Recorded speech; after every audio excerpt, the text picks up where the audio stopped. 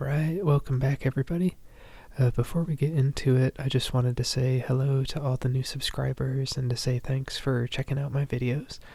The main reason I make these videos is to share with you some of these cool books I find, and I hope it inspires you all to read more or just to explore the world of old books.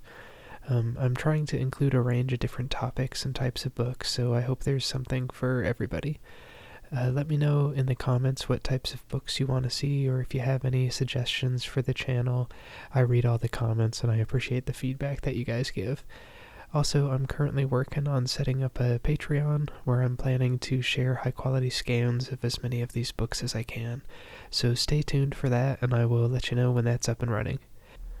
And make sure to check out the description for more information and a link to our AbeBooks page. Alright, on to the video. Okay, today we're going to take a look at this little brown book here called Legends and Tales of Old Munich. And this was originally by Franz Trautmann, but this is an English translation by Amelia Stahl. And so down here it says by Trautmann Stahl. So let's take a closer look at this cover image here. It's pretty interesting because it's just a piece of paper that's pasted onto this cloth cover. And it's pretty amazing that it's still in such good condition since this book is over 100 years old. You can see some wear on the sides here, but the paper is still really well intact, which is pretty impressive. And I love the font on this for the title, Legends and Tales of Old Munich. And we can see this image here is just of the old city, and there's a banner at the top, which gives us the name of Munich in German, which is München. And I'm sorry if I mispronounce that. But I love this banner just waving in the air there, and we can see all these little clouds behind it as well, that are very faint but still visible. Then we've got a view of the city. There's a chimney, a pillar of chimney smoke coming up from a rooftop there. And then here we've got a river going through the town.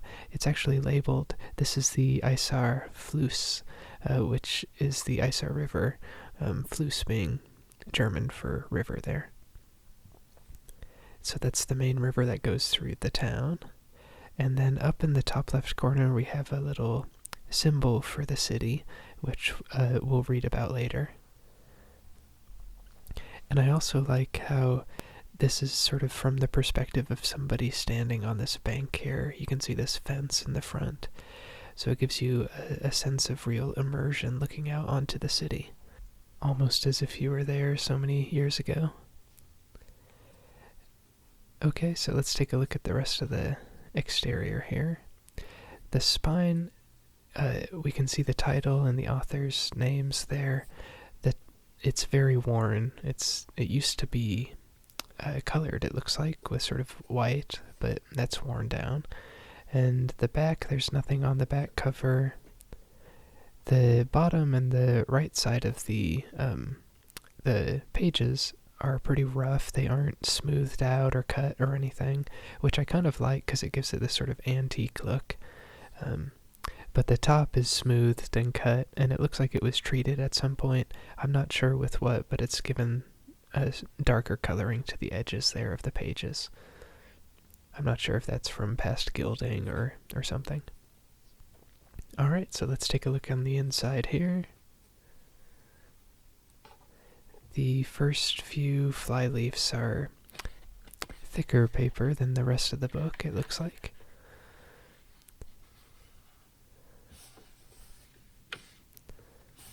And here we have the title page. So we can read, it says, Legends and Tales of Old Munich, told by Franz Trautmann, translated by Amelia Curtis Stahl. We've got a publisher's image there, and J.J. Lintner, and this was published in 1910, this version.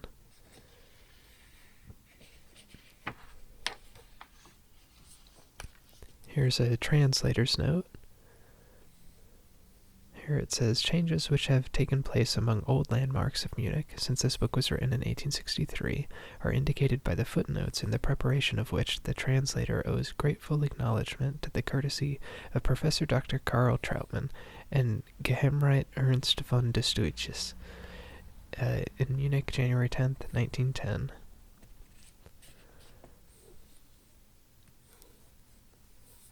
So that's sort of interesting. I don't know if Dr. Karl Trautmann is related at all to Franz Trautmann. It's possible, I suppose. And then here's a table of contents. We can see the table of contents continues on this page here. And then on the right page, we have the beginning of the first legend, which is concerning the origin of the city of Munich. And we've got these really beautiful, ornate drop caps here at the beginning of each section. This one is showing a sort of jousting knight and then a staff. It says, whereas this book treats of diverse legends and tales of Munich, a few words concerning the origin of that city are surely fitting. And that happened as follows. In ancient times, Emperor Charlemagne drove the Bavarian Duke Tetzel from the throne and banished him to a monastery because he would not submit to Frankish sovereignty, for which one can hardly blame him. Thereupon, dukes from foreign lands came into power, and the last of the same was Duke Heinrich Terlo, who ruled over both Saxony and Bavaria. Now Heinrich Terlo, who had a very sharp eye for his own interests, noticed that it might be of great advantage to him if a certain bridge, instead of spanning the river at Wuering, should be brought up a little nearer to that spot where Munich now stands. While the idea was maturing, the Duke enclosed a sufficient space with ditches and walls, but it was a much smaller expanse than the traces of the city walls indicate today. He did so in order to guard himself as securely as possible, for he was not quite easy in his mind in regard to the plan.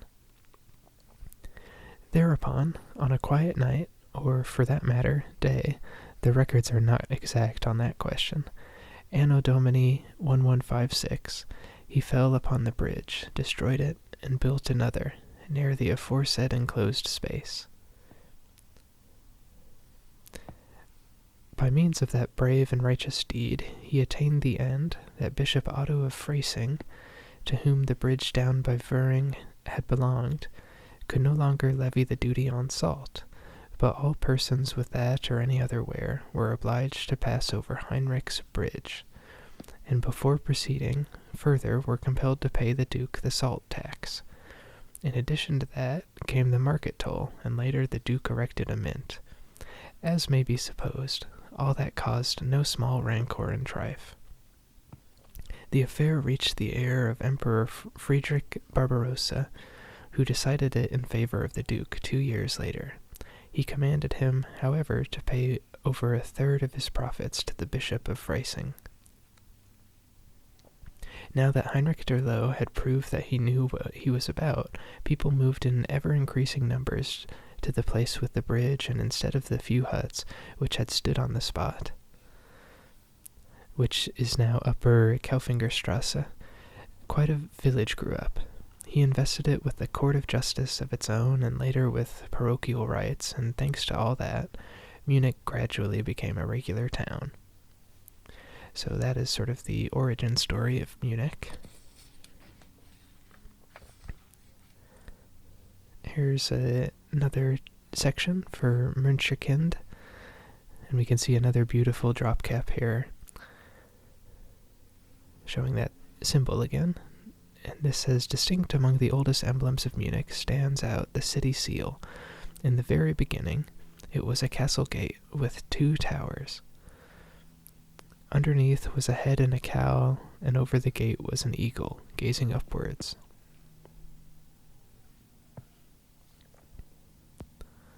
Later, changes were made, and today it is the full-length figure of a little monk stretching its arms out right merrily, with an expression half jovial, half devout. So that's what that symbol is, and it's the same symbol we saw on the cover. What further particulars there are about this monk and whether the city of Munich derives its name from the word monk are questions which have caused much argument and vexation among wiseacres. It always ended in each insisting he was right, and consequently no one was sure of anything. Be that as it may, the monk suits us of Munich very well, for we ourselves are as jovial and devout as the most jovial and devout of monks. There is a legend, however, as old as the hills about the origin of the monk, and it runs thus. In those days when the Hungarians, or Huns, as they were called back in the 10th century, were invading Bavaria again, burning and destroying everything within reach, especially the monasteries, the monks of Schaflern on the bank of the Isar, upstream, thought that possibly they would escape unhurt, because their monastery was low and pretty well hidden. But news came that a band of Huns were marching towards them. At that, some took to flight and hid in that place which is now Munich. Others remained, hoping the danger would pass, but were attacked by the Huns and massacred. When those in hiding heard that, they did not dare go home for a long time, but stayed in a hut which they built, until they saw that the emperor and his men had slain all the Huns. Then they returned to their monastery, which they found in ruins, and built up again as well as they could. But they did not give up their possession in our region entirely, and came down the river now and then. Be all that as it may, it is a fact that the very first huts with oats and corn stood upon the spot where the high bridge now stands in the Thal. So that is sort of an explanation of that little monk symbol, which represents the town of Munich. Here's another section for the cross and the Wieskapelle.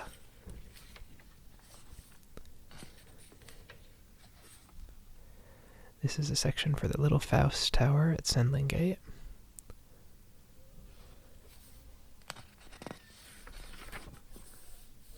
And then here we have an interesting story about a dragon.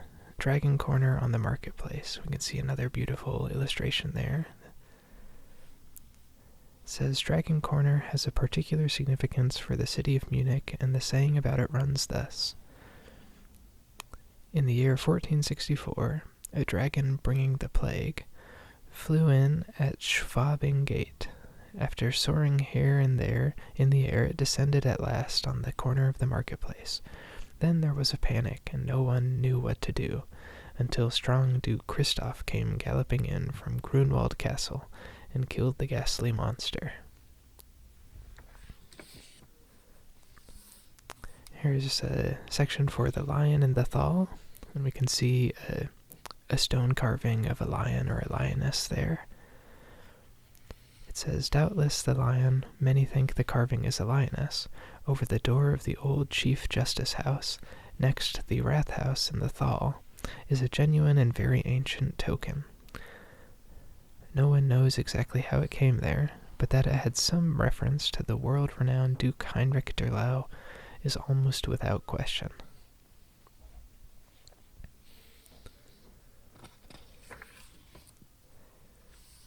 Here's a section for the Emperor's Stone in the cathedral.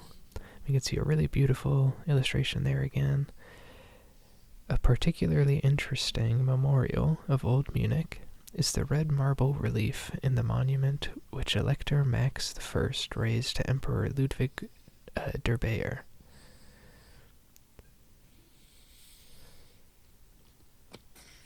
So a lot of this has to do with different architectural elements. The Fools in the Rathaus.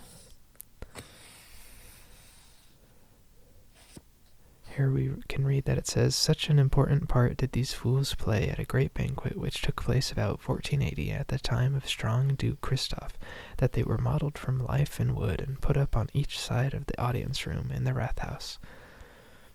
In old times they loved jokes and quibs, and the fools were allowed to say home truths, which many a clever and wise man could not do so well today, for they touched upon human weaknesses and false ideals at first jokingly, and then with sarcasm, and they did not spare ambition and love of power, book pride, and danger coming from passions of all sorts.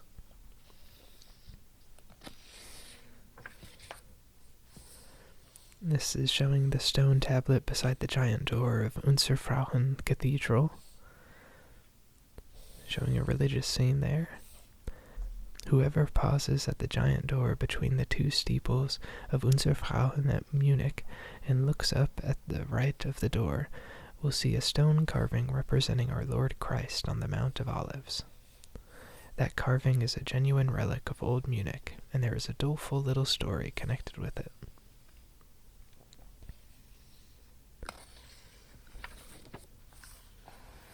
Here we have a section for Duke Sigmund's memorial stone, which has a really detailed illustration as well.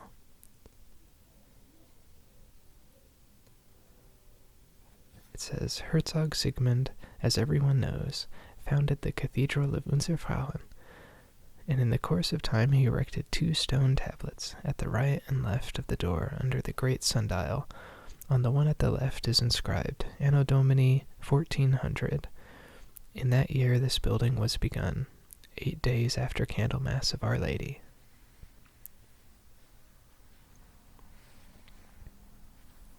So a lot of these legends are associated with different architectural ruins or remains. The tombstone of the Master of Nuremberg. Under the big sundial of Unserfrauen, on the wall at the left of the door, is a venerable old tombstone. It belongs to the blind musician Conrad Paumann, knight and native of Nuremberg, a man who was equally remarkable for his talent, character, and misfortune.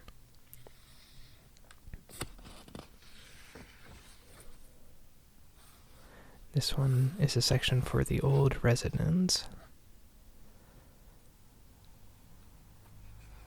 Whoever has seen the inside of the old residence must admit that it is a remarkable example of the art of former days, and of the costly splendor existing at the time of Elector Max I, as well as of his grandson Max Emanuel, and his great-grandson Karl Albert, or Emperor Karl VII. So much exists in documents and pictures about this old residence and its riches and buildings, which were formerly connected with the Fürstenberg and its grounds, that it would not be difficult for me to give a long account, and even at this day to cause some astonishment.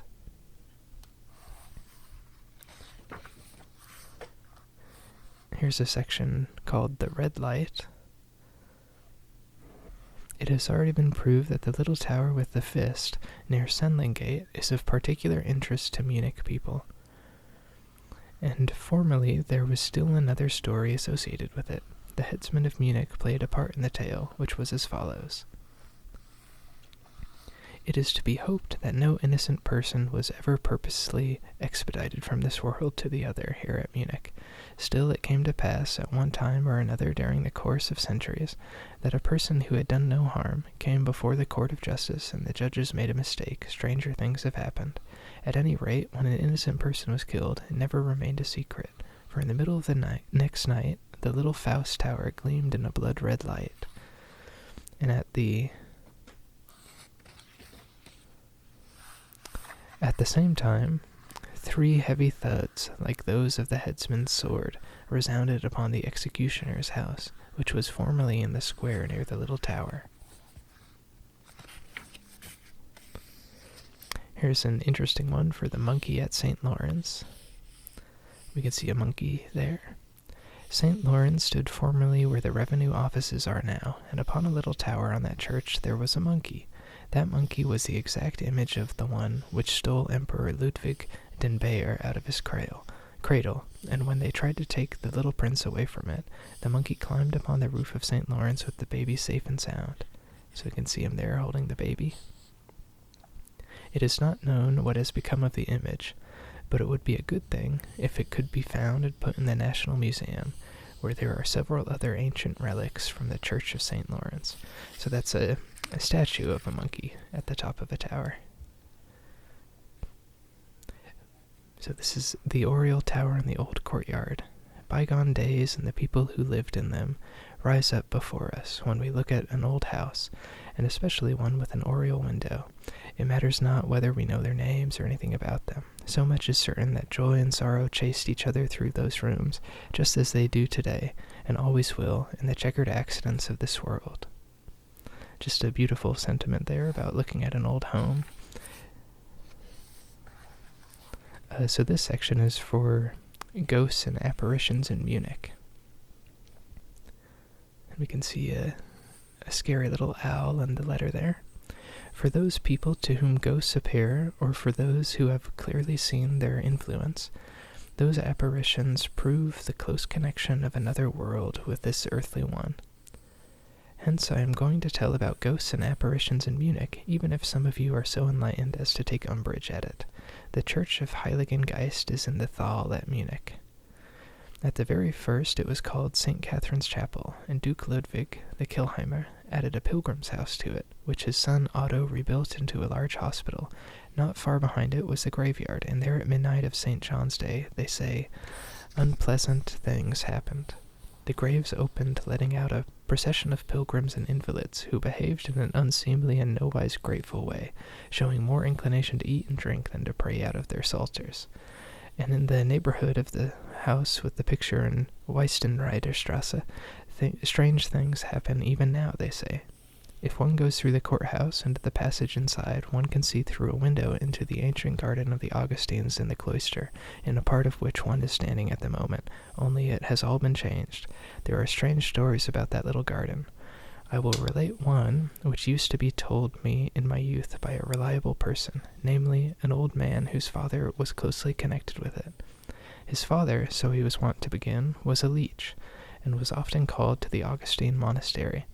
That happened once in the middle of the night, when a certain corpulent and pious friar had such a rush of blood to the head that bleeding was ordered. As the aforesaid father and leech was passing through the lower cloister, he glanced in at the door of the little garden, which strangely enough was ajar, and there he saw an Augustine monk, who had been dead for a long time, appear and say, "Pray for me," and then disappear again. And then this is one of the last sections, called The Big Wind. We can see these little wind spirits blowing a gale here on this poor fellow. Undoubtedly one of the strangest figures of speech in the Munich dialect is, "Oh yes, at the time of the big wind," and sometimes, "in the year one," is added. Whoever says that wants to express a protest. It means, in other words, what you say is no longer possible nowadays, or, according to the circumstances, I shall do this or that under no condition whatever. Like many others, I have spent much time in trying to discover what the origin of this big wind could have been, but I never reached enough of a conclusion to justify myself in giving it as final, so I will quote the opinions of others, and it is to be hoped that a definite decision will be made sometime. So then we just have a sort of conclusion here, and then a section for notes, and then we have the last flyleaf and the end of the book. Alright, so that was Legends and Tales of Old Munich by Franz Trautmann, translated by Amelia Stahl. If you like that book, or if you like this video, please leave a like and a comment, and consider subscribing to the channel, and I'll plan to see you next time. Alright, thanks so much. Bye.